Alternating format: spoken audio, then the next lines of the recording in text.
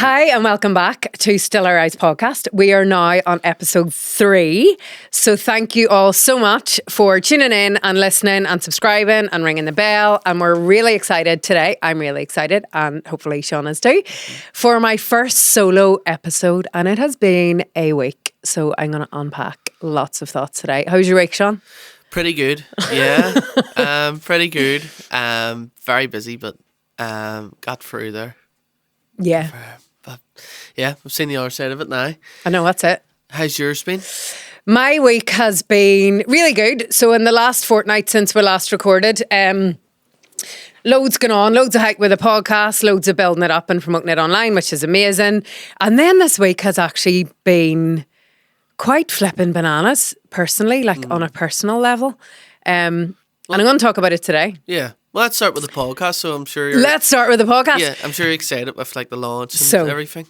Really delighted with the launch. Initially, and I think I'd said this to you off camera, I wasn't happy when we just recorded with Elliot, because in my mind it was going to be this thing and it was going to be amazing, and it wasn't that thing, and it ended up being incredible, and I got really good feedback from it as well. Elliot was delighted. He wants to come back on. He wants to come on every week. Yeah, so get him back on. And I think it was really interesting, like, because I would have shared a lot of Elliot and I's story during lockdown because there's nothing else to do, and like just kind of people kind of know him and friends who know him were just interested to hear where he is now at the minute, because sure, he's preteen, doesn't want to share all his stuff.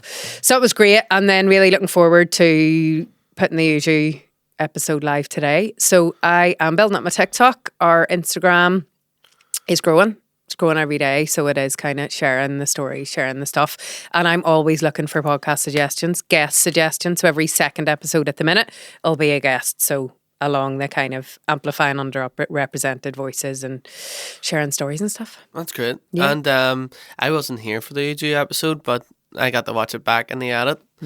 Really interesting stuff. Like, She's good, isn't she? yeah, unbelievable. She's amazing. And all the stuff, like, I think what I liked about her and having her on first was we're mates now. Like, I met her through Instagram, but she's an Instagram mate. And I think she's really helped me in bringing up a black boy. And her boys are older, and it's so intersectional. And there was stuff that she even come out with where I was like, oh my God, like that side of parenting. And I actually went back in her blog last night when I was looking at the edit, and her blog's unreal. Like, see if you're ever going to London, if you're ever going with Liam. Yeah. Brilliant, really good to do stuff. So she's class. I'm so proud to have her on, and I can't wait to share it, to be honest, because her stuff's still so relevant, isn't it? Yeah, absolutely. Yeah. And, you know, that type of literature, you know, is becoming more and more popular, and it's helping a lot of more people. Yeah. Is there other offers like that are sort of on your like hit list of People? like, yeah. Yes. So I'm not going to say, but I have an amazing anti-racism educator who's based in England, who's actually going to come to Belfast. So we can't say anything yet, but there'll definitely be somewhat of a live podcast. Oh. And we need to get stuff in place. It's definitely happening. So she will be brilliant. I think this is something that the North really needs at the minute, because we don't really know where we're at. I'm always kind of signposting people from here to anti-racism educators specifically in England, and like for us to kind of be equipped and learn the tools and start planting the seeds for that. I have another two kind of public figures, they're educators as well, who are literally changing the law in England. They've just been to the House of Commons to make changes in within the curriculum. So they're amazing. And then I have another local person coming on who is really annoying not being able to say it. I'm just not going to say for podcast etiquette yet until it's in the diary. So yeah, and I'm always really keen to hear local voices actually. So my inbox is always open, and I'm kind of looking about, but I think just because of my journey, I like to kind of know what the crack is, you know, instead. Yeah. Maybe that's a good thing or a bad thing. I'm quite green with this, but... Well, I've been getting more and more interested in your project, your story and your brand. So I see quite a lot of your work at events and stuff that you put on yourself. I'd be interested to find out what's like the reaction, because it's obviously about it's about education. What's been the reaction from the education sector here to the work that you do? I think like across the board, positive Yeah. in general. I don't know that there's anyone like me with my experience talking about it or doing the work that I do. Maybe there is. I haven't heard of it. I'd love to know. But it is kind of very new. So I think there's a lot of systemic issues here. There's a lot of systemic barriers and challenges. So when you go and train to be a teacher, you're not trained in anti-racism. A lot of teachers, and I am focusing on anti-racism here. I know there's a lot more. In terms then of our education that is segregated, it's a lot to take on. And I kind of feel like schools, bigger authorities on education here wait till something happens and then it's reactive and then a change is needed straight away. Unfortunately, here in our area, on our island, there is a lot of hate crimes happening in schools and people don't know they're hate crimes. So it's nearly educating the educators on that. But I think mostly it's creating a trusted space for learning and for chatting. So what I actually love most about doing these sessions, so we do story sessions with kids. That's brilliant. It's wholesome. It's interesting. It's always very curated. So before I even do a session with children, usually typically from early years to P7, I'll want to know the demographics. I'll want to know the goal. I want to know the objective. If it's an assembly, then everything I can know in advance, the better, because it's not just a story session. It's like you want to plant the seed for all the kids. You want to maybe get them thinking about something. I want to hear about their thoughts, about their experiences when they feel comfortable to share that as well. So it's always very interactive. Then, so key stage 2, you'd nearly move into more workshops. So that is kind of creating more sustainable, more long-term impact. And you really need to work with the school in terms of that. So it's never a tick box. So because I think a lot of educators and teachers in schools and authorities kind of see the work that you put into it and see that you're not just coming to read a book, it becomes a little bit more respected.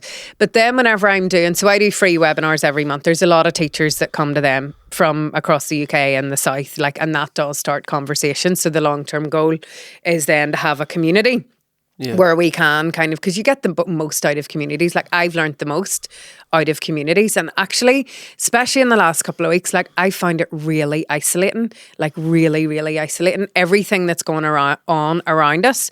And sometimes I feel like I'm the only one seeing things or thinking things and seeing behaviour that's problematic, that's damaging, that's like risky and a risk to safety of children and the people around us. And so when other people maybe don't see that or don't understand it or don't get it, and you're questioned on the work that you do or you're questioned on your intentions, that's really difficult. So where I go to when that happens is my WhatsApp communities. And I think I maybe didn't talk about it in a previous episode, but I have a group of white women. We all got together around a book club years and years ago on this book. So it's everything you already know about your own racism and how to do better. And it's by Regina Jackson and Syra Ryo, and it's really breaking down our own internalised racism and how that shows up as white women and the power that white women hold in terms of injustice, misogyny, and how we can break cycles, basically. And that developed into a group of white women. And now we have been talking lately about, is that exclusionary? Because we're only listening to each other, but it is, I find it's that trusted space where you can kind of share, this happened, I imagine this, how should I navigate this? There's social workers, teachers, educators, and they're all in England. I don't know anyone here I can just phone up and go for a walk with. Yeah. I've loads of mates, by the way, but just in terms of this, I do have people to hang out with. So it can be tricky in terms of the work that we do. I did one training session once, and they put me on a stage, which was great. I love being on the stage. But I was talking about the language around our holiday. So we live in a Christian country. So kids will have the option to go to a Catholic school or a Protestant school or an integrated school, right? But then I think I was talking to someone yesterday about the Irish schools, which are neither of those, are they? They're secular. Right. So I went to an Irish primary school. Is that Christian ethos secular? Yes. Right. So it was most of the class was Catholic. So the vast majority of the class still prepared for our first confession, first communion and confirmation. And that was a big part of the class that year. But those who were neither, then were able to go and play on the computers or something. Why are we prepared for that? Like, I've so many thoughts on that. But anyway. Which is mad. But so, across the board, I think, certainly from what I'm aware of in the North, our country's still Christian run. Our education is Christian run, right? So the Christian values come with that. Where was I going with that, by the way, actually? What was the original question? I don't know. Do you not remember? Hold on. Oh, yes, reactions. So I was doing a teacher training and I was talking about, and when I do training, I'm like, this is the data. This is where we're at. If we truly want inclusion, if we truly want to make change and have trusted spaces for everyone, staff included, teachers included, everyone, here's the crack. And you go off and you do what you want and then let us know how that goes for you. So I went in and I was talking about language around holidays. So I'm here. The school obviously wants inclusion. You want to know a little bit more about it.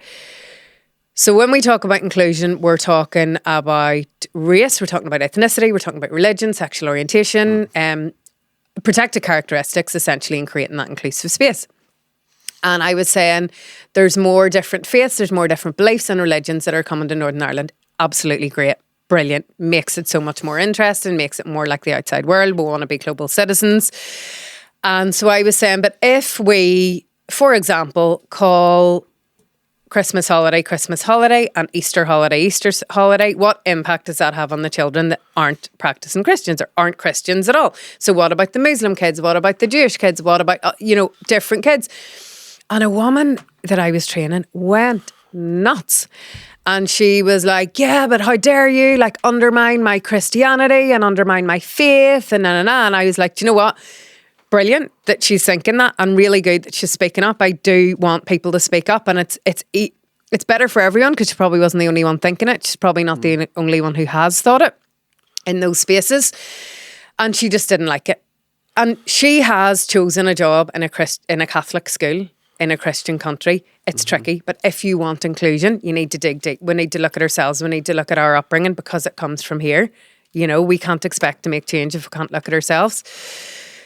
So that's where there's pushback when maybe people are not forced, but then they kind of need to go to this training and they're not okay with it. But in general, it's good. But I just can never emphasize enough that I'm not going to come and talk for an hour. I'm going to come and I want to hear from you. I want to know where you're at and I'm going to plant a seed. And I would never encourage a standalone training. See, it or really, just one workshop. It really interests me because from my point of view, when I look at my time in school, there was so much this feeling of tolerance, especially with racism. I felt as though while I was in school, it was default to be tolerant towards different communities. And there was this messaging that teachers, parents, people older than you that were sort of setting an example automatically had this thing of you don't treat anyone different. These people are your friends and blah. And they were trying to instill this sort of belief system within us. And you would have all your posters on the wall, even if it was very tokenistic. It was just diversity, and I remember and your choker box on the table. Yeah, but at least we're trying. Yeah, that's it. And even if we didn't realize that our language was off, there was maybe micro sort of things that we didn't notice that were racist or were exclusionary or whatever. They were at least trying, and everyone had this belief that you should be tolerant. Whereas now, I think from my perspective looking in, I don't think that's the norm anymore, or at least it's not. It doesn't cover everyone with the blanket anymore. I feel like it's now. It's not a given that a teacher or a parent is going to educate their young person in front of them with tolerance in mind, because they might not believe in that themselves. So I feel like that's a dangerous place because you know, for me, who's only a new parent, sending my son into somewhere like that where someone might be giving them their impressionable mind this voice, this opinion that's coming from a place that isn't tolerance, is a bit scary. And I think the word tolerant, because our mission in Still Our Eyes used to be promoting tolerance and empathy, and someone messaged me and was like, the word tolerant is quite problematic in what you're doing. And I was like, what? And she's actually ended up being an amazing friend. And she was like, people, as you say, with good intentions, think we need to be tolerant to these people. But when you think about what tolerant actually means, it's putting up with them. Yeah. You just let them be there, but like we'll not like them or we'll not support. Do you know what I mean? Yeah. And it's mad how language, like it's bananas how language has so much power, and it's ingrained in us. Like racism, I would always say I'm more racist than not racist. Like I can practice all the anti-racism that I want, but as long as I am contributing to white supremacist society, which is what society is built on, I'm a racist. Yeah. I'm a racist. And that's it. People are afraid of talking about race. People don't know. And this is it. Like, people don't know if they can say the word black. Can they say the word brown? Can they say, like, what should I say? So it is just, you know, and I would often consult with and do trainings and work it out. Like, I'm a white woman of privilege. Like, how do I know? And it's always making sure that I'm listening to black voices, brown voices, minoritized voices, lived experience voices, because I can only tell my story as a white woman bringing up a black child here in Belfast. But how do we, you know, how do you deal with that? Or how do you, what does it look like? Can we do anything about it? The fact that it's different now for our young people growing up and having these mentors. We need to do something. We need to do stuff all the time, non-stop. And it can be really tiny things, Sean. Like I was thinking about baby Liam there. You know, it's nothing's going to change overnight. Nothing's going to change in our generation. Most of us have good intention. Most of us don't want racism. Most of us don't want, you know, what's going on in the world. But where do we start? And we did talk about this a little bit with Uju last week, but it is having the conversations, having open conversations. I always say, like, starting with kids' books, the ones that are written by lived experience people, and encouraging the conversations and normalising the conversations around this person has a different colour of skin, this person has white skin, this person has brown skin, talking about cultures, using books to encourage conversations about cultures, about faith. I always think it's great to be kind and respectful and love everyone, but it's not enough, because how can I love someone truly and authentically if I don't understand their experience or even start to understand their experience and their identity? Because what works for me is not going to work with someone who has a very different experience, or that they wear their experience and their identity on the outside. Yeah. I have the luxury of not having to do that. Looking at your TV programs, radio, so as kids grow up as well, like looking at what they watch on TV, what you watch together, listening to the radio, looking at how things are reported in newspapers, online, and using those for a conversation too. And even looking at, you know, especially if you're choosing a school for a child, whenever you go into the school, it's great to see we value diversity on the wall. What does it look like in the school? Like, what vibe are you getting? What kind of training have the teachers done? With nurseries, I would always kind of say there's always going to be a wee hair corner. Is there an afro hair corner? And if there is, do they have the afro comb? Do they have the lotion? And it's kind of asking nursery leaders and nursery teachers about that. And it's not blame or shame. It's just kind of like, look, you value diversity, really keen to know like how that shows up in skin, in the hair, in the food. So eating, you know, there might be a corner with different cultures. Some cultures eat with their hands, some cultures eat with chopsticks. Really testing and learning more about different food. So there's not that, I don't know, if when you were in school, if someone who had a different heritage or was from a different country, they might eat something different and it gets slagged off. Like, but it's normalising that and cutting that off right at the start. So it is normalised, you know. And then as kids get older, like I would still, so Elliot's 12, it's easier and it's challenging to have the conversations, but when things are reported now on the radio, I'm like, conflict, is it really conflict or is it a genocide? Or, you know, all of those kind of the way things are worded, and just kind of working on ourselves to do the work here. Because how can we change anything if we are still holding on to really internalized racism, misogyny, sectarianism, and we all have it.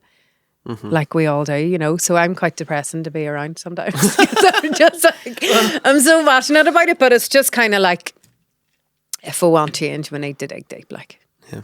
Maybe that's a good time to start talking about your personal life. I think it is. I had a really interesting date. So I'm 42, right? I'm a single mom, and I've had some relationships since I had Elliot, but like none really like amazing. And I thought, you know, I want to meet someone. Like I want to be in a relationship. Like I want a companion. I have that kind of fear of dying alone, but then there's a tension of I actually love my life so much at the minute that like I don't need someone. You know, I love sitting on my own. I love running on my own. I have a routine. It's brilliant. Afraid of disrupting that. Yeah, exactly, because it's so great now, but I have the time. So I thought, right, I'll go on Hinge, looking at my patterns in the past and how and what that's attracted, and like how can I make wee shifts. So I matched with someone, not physically attractive, but you know, I genuinely like, I don't really like, it's kind of more what they're like. He seemed all right. I used Hinge as a dating app. So they have the prompts, and then the prompts seemed okay. There was pictures of him hiking. He seemed all right. So I thought, is Hinge one of the more safer ones? Well, allegedly. Yeah. They would say they're safer. I'll tell you why I think they're safer, because people make more of an effort to, you have to answer a prompt, so you need to share a little bit about yourself. So typically then it would be people who are looking for something more than just a hookup. Yeah. I'm sure there are hookups there, and that's fine as well. But and I know like a lot of people who've met on Hinge and got, like my brother met his wife on Hinge, and she's the most amazing person ever. So I thought, right, I'll break all these cycles that I've done before. And I met him, and there was a couple of wee things that weren't sitting right, but I couldn't quite put my finger on it. And then I was only, so whenever I go on a first date, I'm like, I can give you an hour. And that's all I have. Like, so met him, come home. I was like, oh, I don't know. But I didn't know what it was. So I was like, right, I'll meet him for a second date and I'll see what the crack is.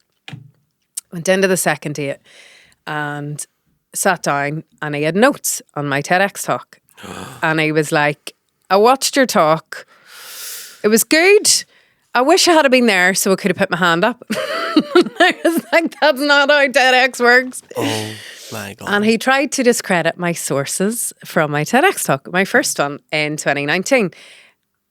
I'm not even going to get into it because I don't want to amplify him as a person. I want to amplify the actual principle and what I've learned from this really bizarre and damaging experience. Yeah, just to begin with, that's a bit mad, you know? And I was sitting in a seat like this, so it would have been different if we were in like a crowded place, or like I felt like I was safe because I was like physically apart from him. So it would, do you know what I mean? Like he couldn't like touch me which is absolutely bananas. But anyway, we'll get on to that.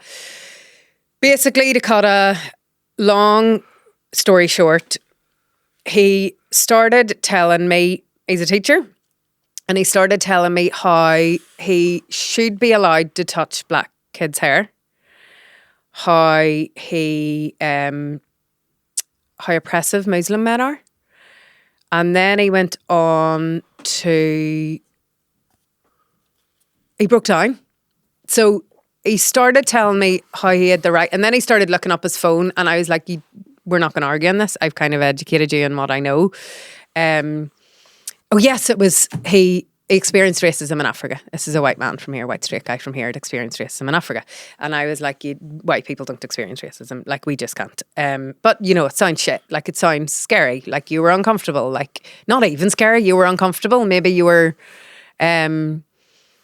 there was a bit of prejudice there, but like it's not racism. Then when he started talking about Muslim men, I was just like, please, you're being Islamophobic now. And then he went to the bathroom and we were sitting outside. And I actually turned around, Sean, because I thought it was so textbook that I thought someone was pranking me. And I was like, well, actually, what's going on? And then he came back and broke down and was like, I'm such a nice guy. Like most girls don't like it whenever men call women girls. Most girls are so impressed by me and you're not impressed. And I'm not racist. I have a black friend. I have a gay friend. And I was just like, right. And I left the date and I was nearly like laughing. I was laughing when I left the date and I was like, this is absolutely nuts. Like, this is bananas that this has happened. But like, didn't know what to do with it and then just sat with it. I see whenever my mind's a wee bit, like I sit with it for 24 hours and then I like do something or don't do something or just accept or whatever I need to do. And I was thinking about the stuff and I was like, he is just so damaging to kids.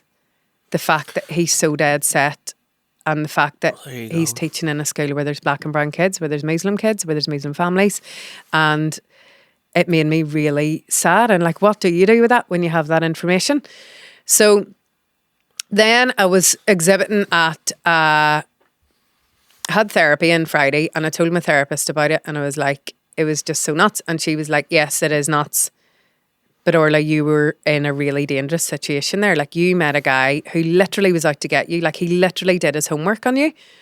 And the first thing he did was try and discredit you and try and like, do you know what I mean? Like he picked the wrong person. What did he think you were going to do? So what was his goal there by coming with those notes? Did he think that you were going to go, wow. Yeah.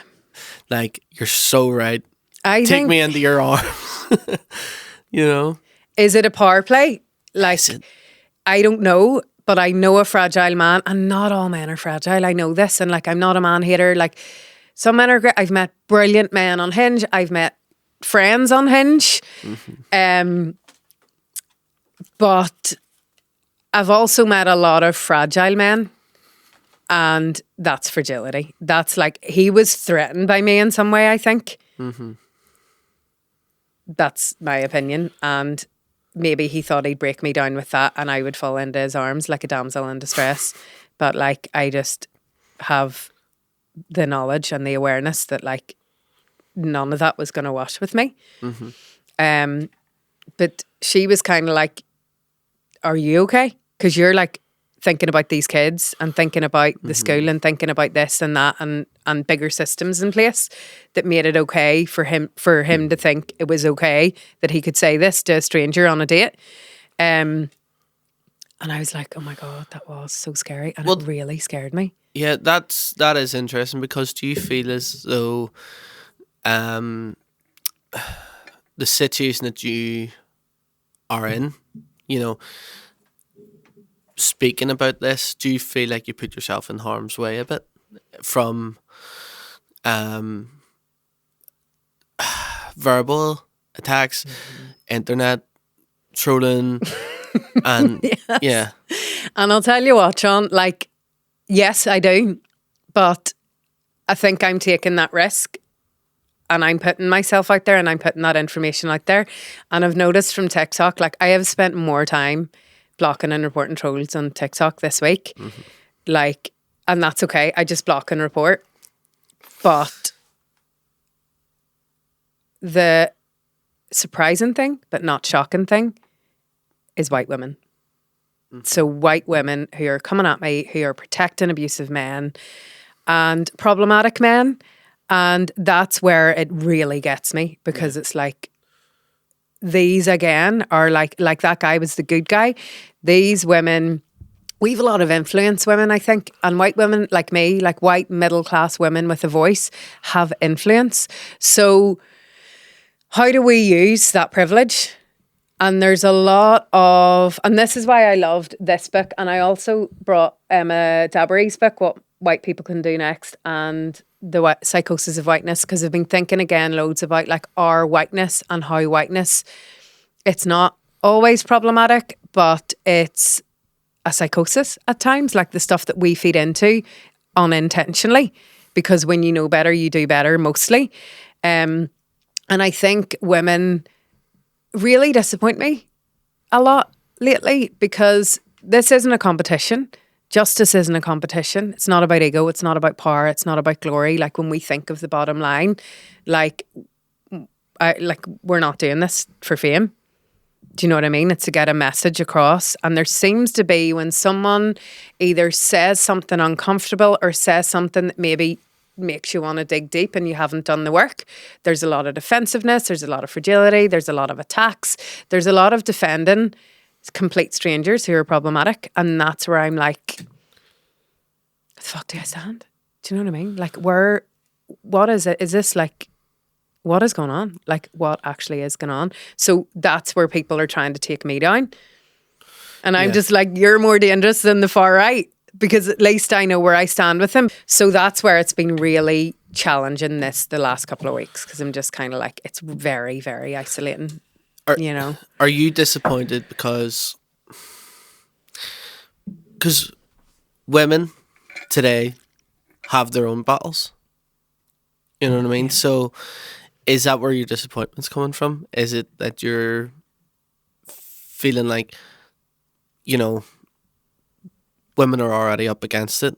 You know, you should know better. Like, women should know better. Like, is that where is that? I think, like, yes and no. Mm-hmm. So the women that I would get the beef from are women who, yes, of course, there is like sexism, there is misogyny. We are women, so we have our challenges. We do. Like, I think, yeah. So I was talking about the exhibition where I was talking to someone from Women's Aid, and she was talking about how dangerous it is for a woman. Like, it's per head count, it's the most dangerous place in Europe, Belfast, to live as a woman, right? But there's been 8 women murdered by men in this year so far. But they've all been by partners, ex-partners, or husbands. Yeah. Right? So it makes you think why that's less reported than, you know, exactly. Other that's terrifying. Crimes and exactly. So that's really terrifying. And women, we do have barriers, but like these women who come at me are women with privilege. Do you know what I mean? Mm-hmm. They're women who were born here, grew up here, have money, have education, have healthcare, are healthy, are straight. And it's like, I don't know what it is. I think it's fragility. I think it's white fragility. And I think that feeds into racism. And people don't like to talk about that, and they don't like to face it. Yeah. That's tough. I feel uncomfortable. Do you? Talking about that because where do I stand on judging like white women? You know, exactly. Like, and you know, it's not coming from. I'm very like emotionally. I'm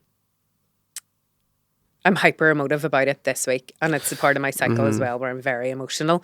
And this isn't about calling out white women. This isn't throwing white women under the bus, but it's patterns that I continue to see, and it's white women who are supposedly doing incredible things, but yet when it comes down to it, they are silencing women that aren't white. They are upholding the patriarchy. They are upholding misogyny. They're picking and choosing battles, and we have so much power. Can you imagine if women who are the primary caregivers decided, nah, we're not going to send our kids into school until all the kids are doing anti-racism training, until all the teachers are doing cultural awareness training, LGBTQ plus training, until we get to the bottom of this. I know, like, you need to change systems as well, but I just think that our voices are, you know, you can celebrate International Women's Day till the cows come home, but like even historically, like white women were allowed to vote way before non-white women. Even like white despair, like weaponizing white women tears, like the case of Emmett Till. Have you ever seen the movie about Emmett Till or read about him? So it was a white woman who accused a black boy of attacking her, and he ended up getting the death sentence. It's Karen's in the park. It's all the white women in the park. It's historically, it's always been there. Yeah. Yeah, and it's like, even whenever you start to talk about race, it's kind of a classic example in that training. It was the fragility and the crying and the tears and the victimising ourselves. And I'm not exclusive to this. Like, I do this too. Well, not, I hope I don't do it as much as I did before, but it's nearly your go-to. It's like, you know, white women in the workplace being afraid of the black woman and saying she's angry and scary, and the impact of that. Like, it's all those things that we're fed into. So this isn't a personal attack, but it's like, can we please do the work? Because even in justice movements, I've seen it. I've seen black and brown and minoritized women be shut down in causes that are created to support them. Yeah. And it's really shitty. And I go through wee phases of really hopeful and really like optimistic.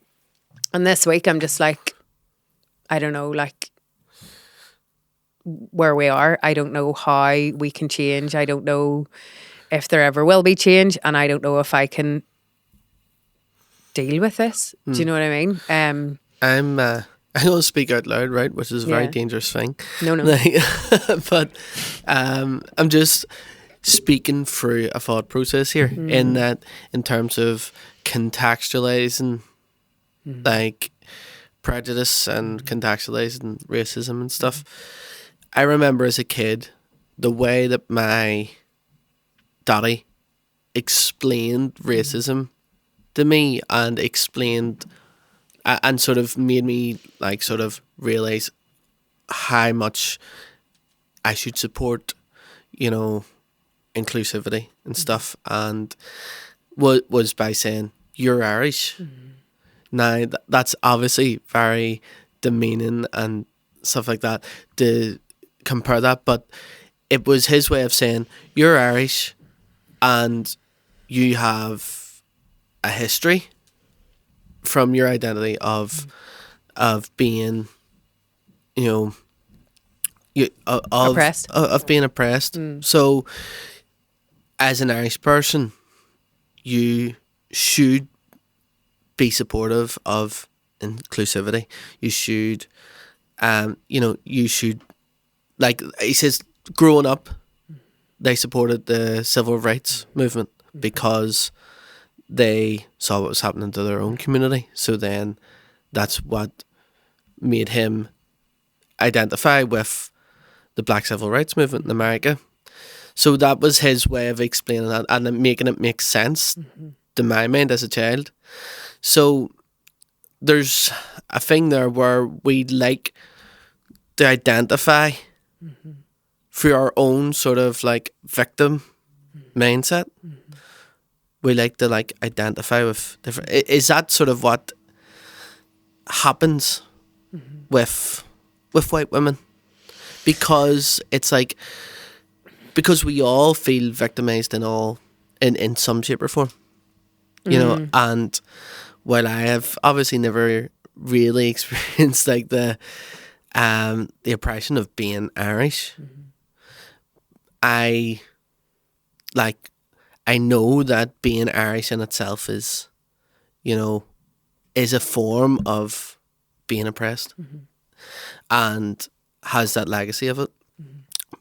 So then, is it the same thing with white women in terms of, you know, feeling oppressed as a woman and sort of feeling like your oppression is being marginalised by something else?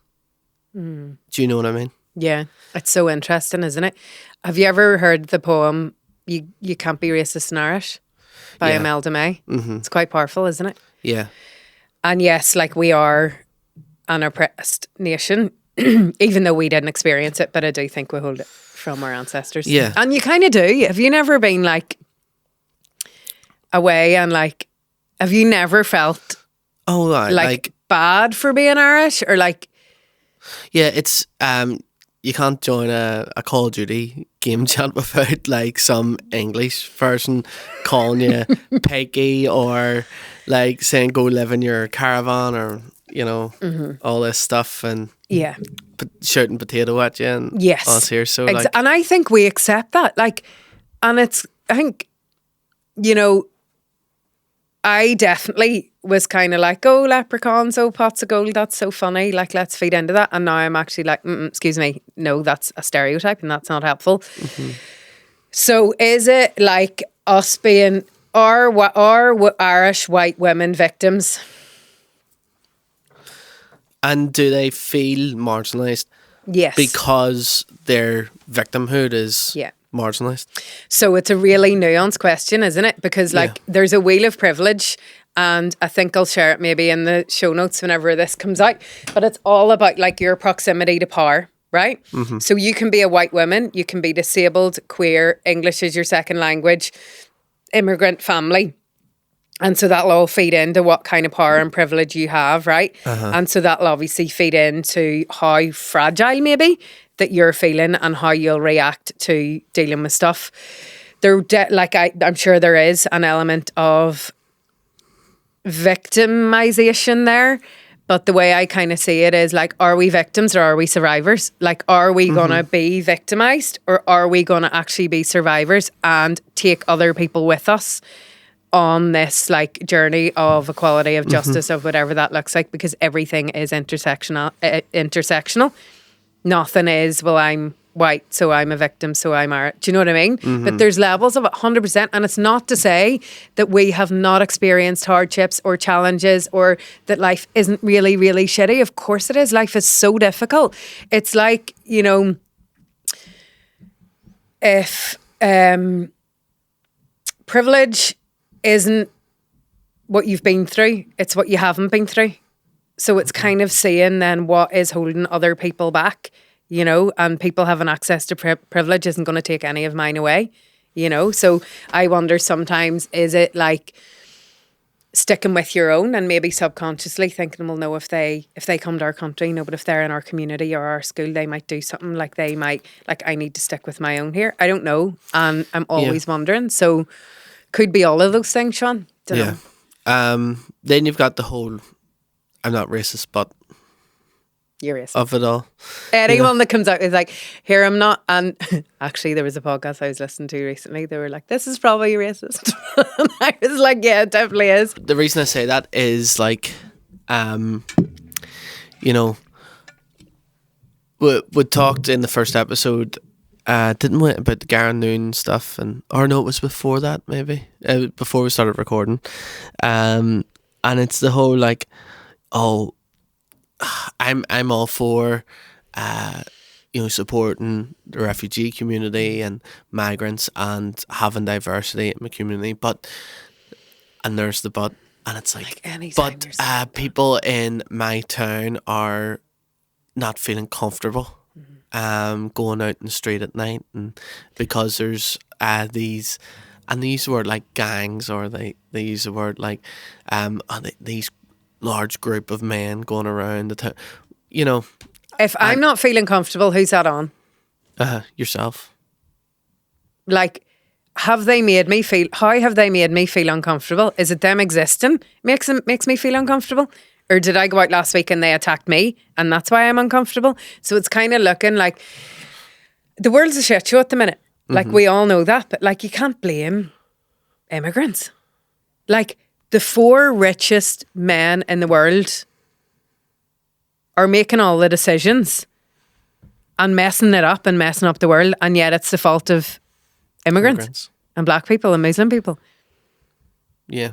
It's thinking critically. It's really thinking uncomfortably about, why do I think this? Yeah, and it shows up for me. Uncomfortable? Yeah, like, it shows up for me. It definitely shows up for me as well. Like, especially dating.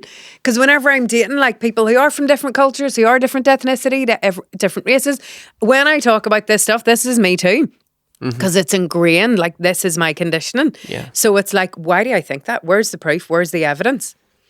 Yeah. Like, it's not there. What am I choosing to believe, and where's the data? Where's the, you know? So it's thinking critically, and some people don't want to think critically. Some people don't want discomfort, and that's okay. If you can live your life doing that, live in your little bubble, but you don't need to destroy anyone else while you're at it, you know? But it's very uncomfortable. It's difficult. Yeah, tough chat there. Like, I know. Sorry, Sean. So where does that leave you in terms of the dating world? I come off dating apps. Okay. I can't do it, Sean. I don't feel safe don't know if it'll be forever, but I am off them, and I'm just like, I kind of think if I get rid of all the noise that isn't and all the things that aren't helpful to me, then it'll just flow to me. Yeah. And like, I don't know if that's going to happen, but I really want to meet someone. But Yeah. dating apps weren't working. Well, Like, well, it's there's like working. 2 dates you give that guy, right? And the first one you were like, I don't know about this, but you tried it again. Yeah. And I think you're so lucky that like all of that came to a head in that second date. And you're like, okay, so I can cut this right here. And it went about as bad as it could possibly go.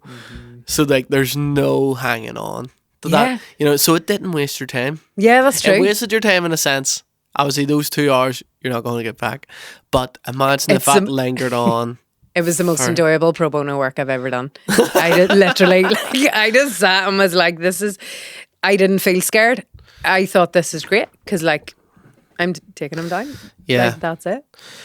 Well, that's it. When So- when you've got the information, the education behind And it. maybe he went home and had a good cry and thought about it, and maybe he's a changed man. We will never know. But yeah, so look, I am focusing on all the good things. So got up this morning and I felt a wee bit iffy, and I went for a run, did a wee bit of yoga. Nice. And I just know whenever I need to kind of focus on other things. So Brilliant. And so what's your hopes for the short-term future of the podcast? I need to get my 2 almosts in the. I need to get them in the diary. We need to release our live podcast, and then really, I want to grow the following online. Like, I really want to grow. I want to build it up. So I'd love to know if people want things, what they want, like what people want more of. We were talking about the analytics before we started recording here. I've been looking back at like how it's delivered, and I think it, like anything, especially anything that's online, sometimes the things that you think were rubbish end up doing amazing, and sometimes the things that you put loads of work into and you thought were amazing don't. So I think it's spreading that awareness and spreading that impact, and really like encouraging people to not feel attacked, Yeah. to not feel defensive, to not feel fragile, but to really think about why, if those feelings come up, why they're coming up and where they're coming from. And if there's any absolute rides out there who aren't dickheads, you can ask me out. This is your advert. Yeah, exactly. This is my dating app. So yeah, that's what it is. Like, you know, the videotapes that you used to get. Oh my God. We'd like to make good sense of humour, nice job. It's like, That's just what we're doing here. I know it definitely is. I might as well use the platform. Like, definitely. And I think it's class that, like, but I've been talking about it loads actually. I think it's class when you meet someone in a bar. No one does it anymore apparently. I don't really go to bars, but like, see, whenever I'm out and about in Tesco or like out in the street, like I would always kind of be like, hi, like just try and connect with people, because I think that's amazing. It's like vintage dating, isn't it? Yeah. See, the difference now is that like the apps are so much easier because there's obvious intent there.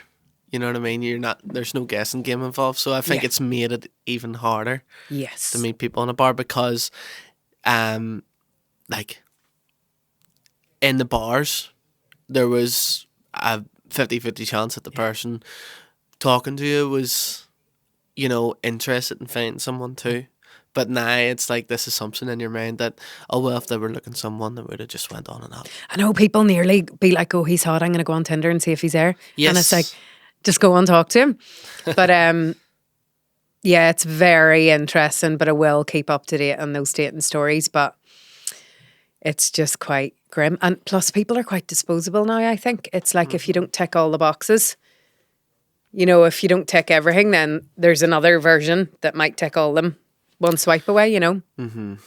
Apart from anything else, there's murders on dating apps. That's what I was talking to the woman from Woman's Aid about. Like, she gave me a couple of things. Now, we don't know they were definitely on dating apps, but men who have like assaulted or tried to kill or murdered partners or exes end up being back on flipping dating apps. But then you could meet them in a bar, couldn't you? Yeah. You could. But yeah, it's good crack. It hasn't been very positive this morning, sure it hasn't. No, well, I think... Have you learned anything? I have. Well, I've learned that, tolerance is actually a bit of a problematic term. It's interesting, isn't it? Yeah. So I actually love that. Things like that, questioning my language. Because I went to an all boys secondary school. So like coming out of school and joining like the working world, I had a lot of learning to do about what is and what's not okay to. Yeah, I think we all did though. And like there's language that just doesn't age well, like and that we all used. Like and even like I'm quite aware of my language now and I try not to say like mad or crazy because it's like that association with like negative mental health conditions. But I said mad at the start of the podcast. Like I'm trying to say bananas or nuts. Yeah. And like or mental. Yeah. We say mental all the time. It's like and all of those words and like just how words even can impact. Starving, Yeah. How often do we use the word starving? Or like, I'm so OCD. You're not so OCD. Yeah. You're not even a bit OCD. You're either OCD or you're not. But I think just, I try to not be too obsessive and like, I definitely don't judge. I just kind of try and share thoughts and like, I judge myself. Like, I definitely judge how I kind of show up for stuff. And I think that's important in some ways. But it's all those wee tiny things, Sean, that you can actually shift behaviour and you can shift awareness. And just learning as you go. Because like, it's like, I'm saying allyship just because we're in a podcast, but I don't love that word. Like advocacy or co-conspiracy. Like if we actually actively want to do better, we need to do all this really shitty, uncomfortable work and understand like, what it's like. There's a real tension. I think we talked about comedy before and like sometimes I'm like comedians will talk about things that are about, marginalised groups or really uncomfortable things and I really struggle with that because I'm like before I would have loved that. Like I watched Little Britain non-stop. I went to 2 Little Britain stage shows. Like this is all relatively new to me. Like I thought it was the funniest thing ever. It's so problematic. It is so racist. It's so homophobic. But when you know better, you do better. And sometimes I have comedians that I don't know if I love or not love because sometimes they're so funny and other times they're making jokes about things that are not funny, like in any way and potentially triggering. And it's like, if everyone stopped making jokes on it, is that worse then? Do you know what I mean? Like, what is it? Like, do you ignore it? Like, I don't know. And I'm not a comedian and because comedians bring it up doesn't mean that they shouldn't. It's just attention. Well, for me. we've been like in this sort of world doing these podcasts for the past 4 years, and just from my experience, even the shift, that there has been in language in the last 4 years has been massive. Right. And it's whether or not you look at that and the point that we're at now as a positive, or whether, there's two sides to it. It's that there's progress being made, and also the fact that, there's still a long journey to go, I think, with comedy. The problem is that I think not so much mainstream comedy is like professional comedians, I think, have got a lot better at using language in a better way. But what the issue now is that there's far more voices out there now and a lot less sort of crafted voices. Yes. So the professional comedians have came through that rough period of saying the wrong things and being corrected and rubbing people up the wrong way and hurting people and learning from it, which is something I think that is important, because I think what comedians start to realise with their comedy is that, the more they punch down, the less of a reaction that they'll get. Okay. They'll get that initial shock reaction of it, but they won't get the respect Yeah. So I think they realise that just through a process of, making a mistake, learning from it, that they improve their material. But what you're getting now is people who aren't facing an audience, people who are just going on the internet talking, and they aren't getting that feedback. Yeah. And that's where you're getting lots of the really hateful, lots of that punching down sort of stuff. That's completely unfiltered. That's completely just harmful. I know that's exactly it, isn't it? And I think it's accountability, because we all will say the wrong thing. We'll all do the wrong thing. And if you're in the public eye, what? And it's that conversation of do you have a responsibility then? Yeah. And I don't know the answer to that. If you choose to be in the public eye, because there is an element of choice in it, do you take that responsibility? And what do you do with it? And it is accountability, because you can say or do the worst thing in the world. We're Catholics. If you ask for forgiveness, you're sweet. But it is just being accountable and not being yes, and I'm really sorry that I upset you. I'm sorry you're upset. It's kind of I said the wrong thing and I'm trying to do better, and this is how I'm trying to do better. And it kind of comes back to well, if you're not racist or you're not homophobic, you're not Islamophobic, tell me how you aren't. Tell me how you're not, because you can't just not be something. And I think that's interesting. And I think comedy is craft. There's so much in it, and it's another element then that makes it more respected, does it? Where they have to be so aware of that.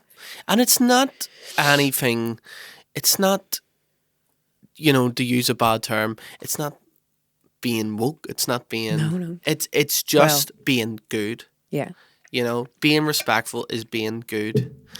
You can poke fun at something as long as you're not taking away or hitting a sly job.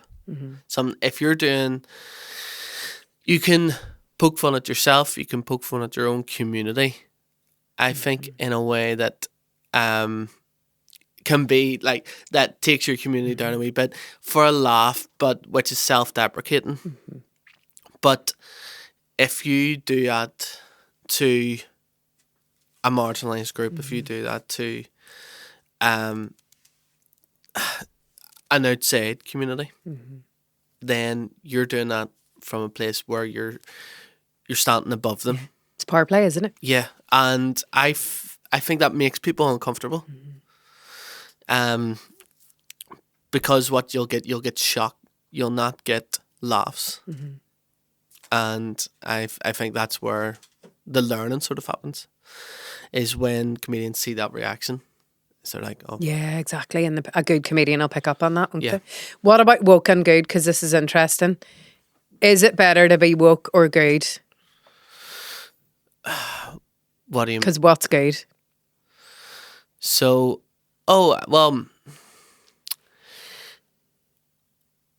that's a tough question. Isn't it? So, Will I tell you what I think? okay. Do you want to say or do you want to think? No, I let me hear what you have to say on it. So you can be a good person. Your man on the date was a good person. He did charity work. He was a teacher. He was played the organ in chapels. He was a good person. But he was an extremely racist and Islamophobic and misogynistic person, right? I think woke, it's so interesting, and I'm actually keen to hear your thoughts. Would a good person turn up with notes? Date. Yeah, that's it. So it's how, what does good mean and what does woke mean? And woke is an interesting one, because woke was nearly a slur, but actually woke is just being sound, isn't it? Yeah, and I think good doesn't exist. Yeah. You're not good, I'm not good, and Luke's not good, in I'm this a bit room. Good. We're more good than we're bad. Yes. It's intention, isn't it? Because, as you said, all those things that guy done were good, but he also done a lot of bad things. So it's mad. So it's it's not black or white. Yeah, that's it. So that's exactly it. It's so interesting, isn't it? And I think good people, Nazis were good people. Do you know what I mean? Like, it's so interesting. Clip that. But they were the ones who went to mass and like did charity work, and like they were respected in the community. Mm-hmm. So I think good people are the scariest. And then that kind of comes into what I was talking about, good white women. Yeah. Like white women who are there, but they're married to this guy and he's a principal or he's a CEO or he's a judge and he's like this. Oh, yeah. Do you know what I mean? Or what about the good men and their community in the 60s and 70s who worked every day of their lives and like provided for their family and done all this community work, but then went home and beat the wife, and that's where traumatized the kids. Yeah.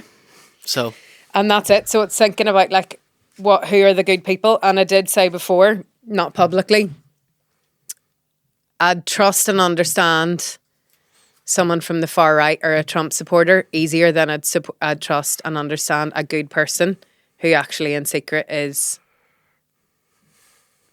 beating, traumatizing, marginalizing, that type of thing. Yeah. So, yeah, yeah. Yeah, it's a big statement. It is. Yeah. Because how do you tell someone who believes that, on the surface, believes in all the same things as you, but they don't? How do you tell them that, that they're just as bad? I think like it's very interesting. For me at the minute, my circle is perfect as it is. And it's kind of like, it's not my job to, like, that's on you. Like, I'm happy to have a conversation, but like, and I'll educate you to a point. But like, if you want to believe that, that's okay. And that's okay. Like, we're not going to, like, fall out. Is that the right word? Like, we're not going to create more division. But if you're doing your thing, you do your thing. I've planted a seed. You can sit with it. And like, maybe it'll resonate, maybe at some point. And I do think deep down at some point, it's going to resonate. Like, you can tell injustice, you can tell when you're being racist, misogynistic, homophobic, transphobic, whatever that is. But yeah, most people are good people. Yeah. Goodish. Goodish. No, that's not it. It's most people have good intentions. But what do they do with it? That's it as well. Yeah. Silence is another one. Yeah, exactly. Yeah, and we're all guilty of that too. 100%. We're all guilty. Like, all the stuff I'm talking about, I do too. Like, not all of it, but like, yeah, it's all ingrained, isn't it? So yeah. Good chat. That was a good chat. You'll need your 2 weeks break after that. So, do you want to sign off? Yes, let's sign off. So, yeah, thanks so much for listening. If you enjoyed it, please subscribe, please rate, please ring the bell, and we will see you again in 2 weeks. Thank you, Sean. Thank you, Luke, and see you then. Thanks, Orla.